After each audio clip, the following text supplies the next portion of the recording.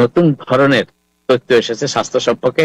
আমরা সবাই কম বেশি চিকেন খাই, কিন্তু আজকে নতুন একটি স্টাডি বেশ কয়েক বছর ধরে পরিচালিত এই গবেষণায় দেখা যাচ্ছে অতিরিক্ত চিকেন অর্থাৎ মুরগির মাংস অতিরিক্ত খেলে আপনার ক্যান্সারের আশঙ্কা বেড়ে যায়। এটিও যদিও একটি উদ্বেগজনক সংবাদ, কিন্তু এটি আপনাদের সাথে শেয়ার করছি। তার কারণ হচ্ছে যে এই অতিরিক্ত মুরগির মাংস খাওয়ার ফলে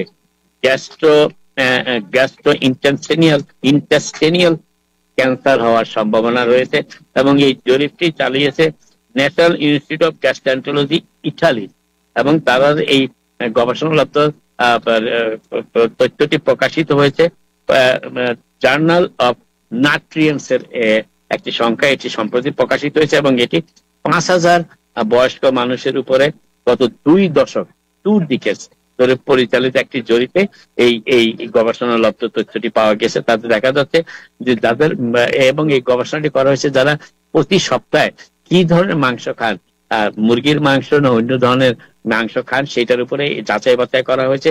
তার মধ্যে আমি তো একটু আগেই বললাম মুরগির মাংস ভক্ষণের উপরেই মোটামুটি এই বিষয়টি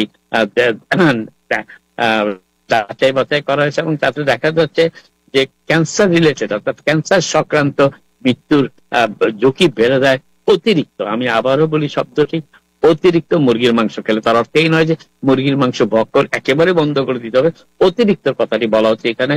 এবং তাতে দেখা যাচ্ছে যে এই গবেষণাতে দেখা যাচ্ছে 300 গ্রাম কিংবা তার বেশি মুরগির মাংস, আমি আবারও বলি 300 গ্রাম কিংবা তার বেশি মুরগির মাংস যারা সপ্তাহে খেয়েছেন তারা নিয়ম মাফিক 100 গ্রাম কিংবা তার চাইতে কম খাওয়ার 3 গুণ বেশি খেয়েছেন, এবং তাদেরই বেশি 27% বেশি আশঙ্কা ক্যান্সারের, যে কোনো ধরনের গ্যাস্ট্রোএন্টারোলজিয়াল ক্যান্সার আক্রান্ত হওয়ার।